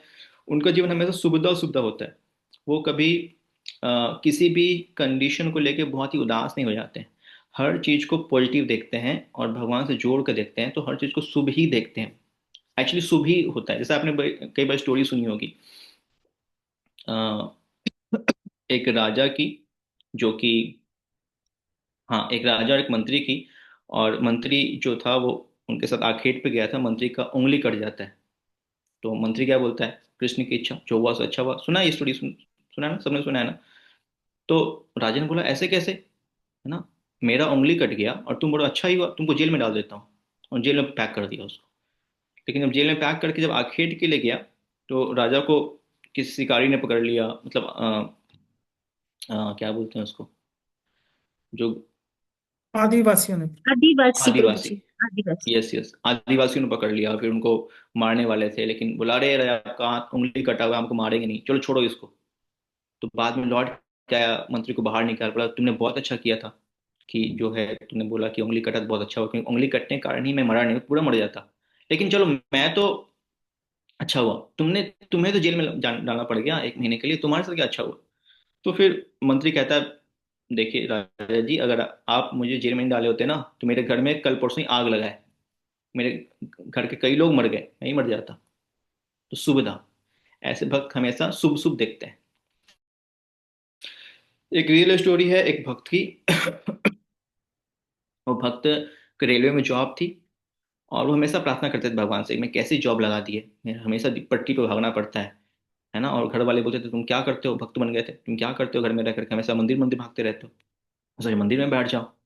तो भक्त ऐसे सोच रहे थे, माला कर रहे थे, मैं क्या करूँ, कैसे मंदिर जाऊँ। तो अचानक से ट्रेन आई, ट्रेन आई और वो गिर गए, रियल स्टोरी। ट्रेन आई, गिर गए, उनका दोनों पाँव कट गया। अब वो घर में चले गए, नौकरी भी छूट गई, जो पेंशन मिल रहा था। अब बेटे बोल रहे हैं, घर वाले बोल रहे हैं तुम्हारे तो पाँव भी नहीं है, पहले तो बाहर भी जाते थे, अब कुछ करते भी नहीं हो, तो ऐसा करो तुम मंदिर ही छोड़ देते हैं। तो बेटे ने क्या किया, डेली सुबह सुबह उनको व्हील चेयर पर बैठा करके मंदिर छोड़ देते थे, मंदिर जाके छोड़ दिया मॉर्निंग में, और जब ऑफिस लौटे तो फिर मंदिर से घर ले आए। तो वो भक्त जिनका दोनों पाँव कटा हुआ है, मंदिर में बैठे हुए हैं, और बैठ करके रो रहे हैं, भगवान से प्रार्थना कर रहे हैं, भगवान आपने कितना अच्छा किया, मेरे दोनों टांग आपने कटवा दिए, इन दोनों टांगों की वजह से तो मैं आपके पास नहीं आ पा रहा था, अब दोनों टांग नहीं है तो मैं दिन रात आपका संग कर पाता हूँ। तो ये सुविधा, भक्त जो है हर कंडीशन में शुभ ही देखते हैं कि जो मेरे साथ हुआ अच्छा ही हुआ, सुविधा। नेक्स्ट है उसमें, ओके, नेक्स्ट है सुविधा के आगे, वो है आपका संद्रानंद विशेष आत्मा। ये भक्त हमेशा आनंद में रहते हैं, कभी भी वो उदास नहीं होते। एंड थर्ड, फोर्थ वन है सुदुर्लभ। ऐसे भक्त बहुत रेयर होते हैं, पता नहीं हमारे बीच में एक आध बैठे होंगे, कोई दिख नहीं रहे हैं। बट ऐसे भक्त बहुत रेयर होते हैं जिनके अंदर ये सदानंद, तीसरे में संदानंद में क्या होता है, हमेशा आनंद में रहता है। एक दो स्टोरी है, मैं आपको अगले क्लास में सुनाऊंगा, अभी टाइम खत्म हो चुका है। और ये बहुत ही दुर्लभ होते हैं। मोक्ष लघुता मतलब वो जो है हमेशा मोक्ष को भी साइड करके चलते हैं, जो 5 प्रकार की मुक्ति थी ना जो हम डिस्कशन किया, उसको भी साइड करके चलते हैं। और छठा है, ऐसे भक्त से भगवान स्वयं आकर्षित हो जाते हैं। हम सब चैंटिंग क्यों करते हैं? भगवान को आकर्षण करने के लिए, बट ऐसे भक्त से भगवान स्वयं आकर्षित हो जाते हैं। श्री कृष्ण आकर्षणी, तो भगवान भाग के ऐसे भक्तों के लिए आते हैं। तो ये है स्टेजेस। हम अगली क्लास में इस पे फिर से आएंगे, इस वाले फिगर के ऊपर, and then we will continue. Just मैंने आपको ओवरव्यू दिया है इसका, इसमें और भी कुछ बहुत कुछ डिटेल है, तो हम अगली क्लास में डिस्कशन करेंगे। Thank you very much. Hare Krishna. Srila Prabhupada की जय। श्री रूप गोस्वामी की जय। होपफुली आप लोग को समझ आया होगा जो भी मैंने प्रयास किया आप लोग को समझाने का। बहुत डीप साइंस है, अगर आप पढ़ के आएंगे तो समझ पाएंगे। So any question? हम क्लास को थोड़ा सा एक्सटेंड करके चलेंगे 15-20 मिनट, क्योंकि अगर हम ऐसे आधा एक घंटा 1 घंटा क्लास करेंगे तो फिर कभी ख़त्म ही नहीं होगा। तो थोड़ा सा हम एक्सटेंड करके चलेंगे। एंड ऑनलाइन क्लास है तो करना क्या है, हमें सुनना ही तो होता है। तो जितने देर वीडियो पर अच्छी बात है, अन्यथा ऑडियो पर सुन सकते हैं।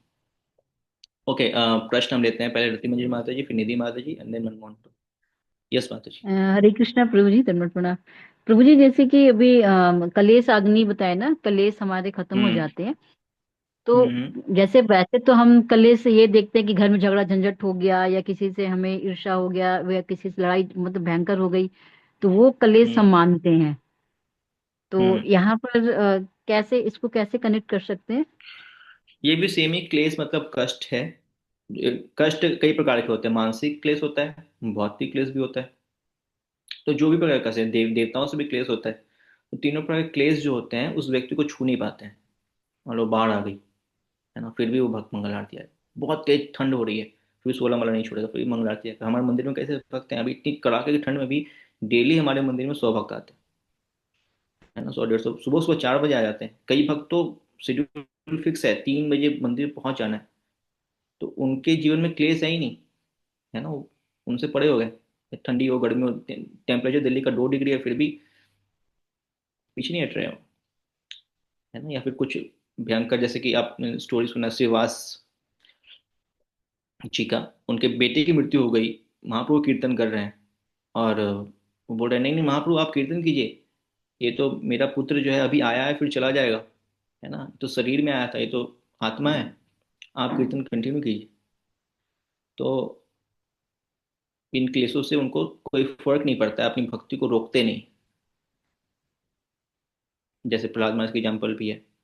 कितने सारे कष्ट, मतलब माता के गर्भ से स्टार्ट हो गया उनको मारना, बट फिर भी भक्ति कंटिन्यू कर हमेशा भगवान के आना छोड़ दिए। चलो अब नहीं याद करेंगे भगवान को, बहुत हो गया। ठीक है माता, क्लियर। जी प्रभु जी, थैंक यू। हरे कृष्ण। हरे कृष्णा। निधि माता जी।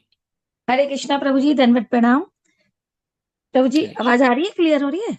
जी प्रभु जी। हम्म प्रभु जी, जैसे ये हम लोगों ने कई बार सुना है, ये 5 प्रकार की जो मुक्ति होती है, जो भक्त जन होते हैं, शुद्ध भक्त जो होते हैं, वो इन 5 प्रकार की मुक्तियों को नहीं चाहते हैं। वो सिर्फ भगवान की प्रेम में ही सेवा करना चाहते हैं। तो प्रभु जी, जब तक हम जैसे हम भी भगवान की प्रेम में ही सेवा करना चाहते हैं, लेकिन हम सेवा तभी तो कर पाएंगे जब हम भगवान के समीप रह पाएंगे। यानी जो 5वें नंबर हम्म की मुक्ति है ना, सामीप्य। अब जब हम भगवान के समीप ही नहीं रह पाएंगे तो हम उनकी सेवा कैसे कर पाएंगे? तो एक तरह से वो 5वीं वाली मुक्ति जो है, उसकी तो कामना रहेगी हमेशा। उससे तो हम विमुक्त नहीं हो सकते ना। अगर हम प्रहलाद महाराज की तरह भक्त बन जाएंगे तो ये कामना नहीं की। अगर प्रभुपाद जी की तरह भक्त बन जाएंगे तो कामना नहीं रहेगी।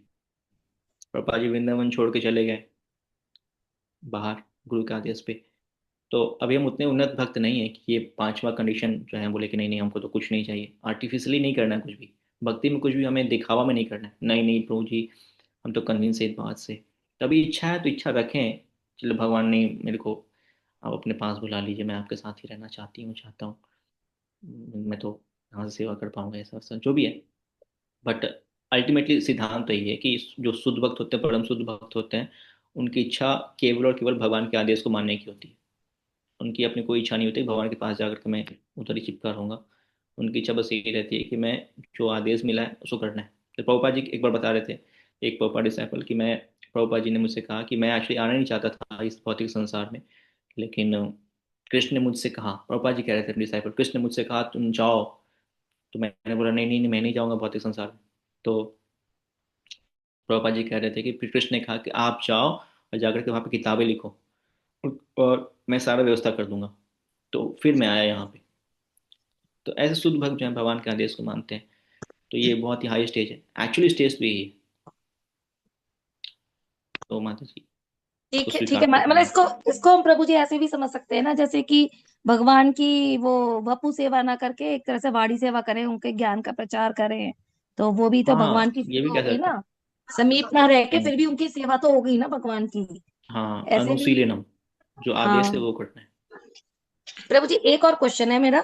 जैसे ये जो भक्ति की 9 हम्म। आपने सीढ़ियां बताई हैं, कई बार पढ़ते हैं, जैसे श्रद्धा है, तो यहाँ पे जो पहली सीढ़ी श्रद्धा है जिससे भक्ति स्टार्ट होती है, ये श्रद्धा मतलब भगवान के प्रति होती है या भक्तों के प्रति होती है? क्योंकि भगवान के प्रति जो श्रद्धा है वो तो हमेशा रहती है विद्वान, लेकिन कभी कभार कुछ ऐसा हो जाता है, मतलब कि भक्तों के प्रति श्रद्धा ऊपर नीचे हो गुरु के जाती है। प्रति या फिर भगवान के प्रति? अगर श्रद्धा एक शुद्ध भक्त के प्रति प्रति भी है तो फिर भी हम भगवान के धाम जा सकते हैं। तो एक शुद्ध भक्त या फिर भगवान, दोनों में कोई डिफरेंस नहीं आता अगर हमारी श्रद्धा एक शुद्ध भक्त पे है तो शुद्ध भक्त के प्रति श्रद्धा है तो हम उनको याद करेंगे, और वो कहाँ रहते हैं? भगवान के धाम है, तो उनके पास चले जाएंगे। तो दोनों कंडीशन अप्लाइड। क्लियर है थैंक निधि यू माता प्रभु जी? जी, thank you Prabhu ji, Hare okay, Krishna. Thank you. Hare Krishna Manmohan Prabhu. Hare Krishna Pradhan. Prabhu ji मेरे दो क्वेश्चन थे, लेकिन एक क्वेश्चन तो निधि माता जी ने ही पूछ लिया। और एक दूसरा हम्म। क्वेश्चन ये था कि प्रभु जी जैसे हम पांच मुक्ति के बारे में बात करते हैं, तो जो चार मुक्ति हैं वो तो मुझे सिमिलर लगी, सारूप्य, सालोक, सौराष्ट्र और ये आ, सायुज्य को छोड़ करके बाकी जो चार मुक्तियां हैं वो तो सेम ही होती हैं, क्योंकि अगर एक ही लोक में रहेगा कोई भी व्यक्ति तो फिर सेम ही हाँ, ये सुख। चारों जो मुक्ति है ना, बाकी के जो चार हैं वो हमने डिस्कशन भी किया, बाकी जो चार हैं वो भक्तों के लिए हैं, जिसकी डिजायर भक्त करते हैं, तो ऑलमोस्ट सेम ही है। इसमें ये होता है कि वैकुंठ लोक या फिर गोलोक धाम, इच्छाएं अलग अलग हो जाती हैं, बट ऑलमोस्ट सेम ही होता है। ये एक्चुअली ये चारों मुक्ति भक्त डिमांड करते हैं, लेकिन शुद्ध भक्त इसको भी डिमांड नहीं करते। हम्म, ठीक है। हम्म। ओके, और कोई प्रश्न किन्हीं का? ठीक, ठीक है, thank you very much. Hare Krishna. तो आप सबने बहुत टाइम दिया, हम लोग आज 15-20 मिनट एक्स्ट्रा क्लास किए हैं, एंड होपफुली इसको हम लोग कंटिन्यू करेंगे। तो हम प्रयास करेंगे 15 मिनट एक्स्ट्रा लेके चलने के लिए। और लोग वैसे ही अपना टाइम मैनेज पे चलेगा, क्योंकि एनओडी में अगर हम टाइम ज़्यादा नहीं देंगे तो हमारी बुक बहुत लंबी खींचेगी। श्रील प्रभुपाद की जय, श्री रूप गोस्वामी की जय, निताय गौर प्रेमानंदे, हरि हरि बोल। हरे कृष्ण। बहुत बहुत धन्यवाद प्रभु जी, आपके अत्यंत प्रेरणादायक वचन के लिए हृदय से धन्यवाद।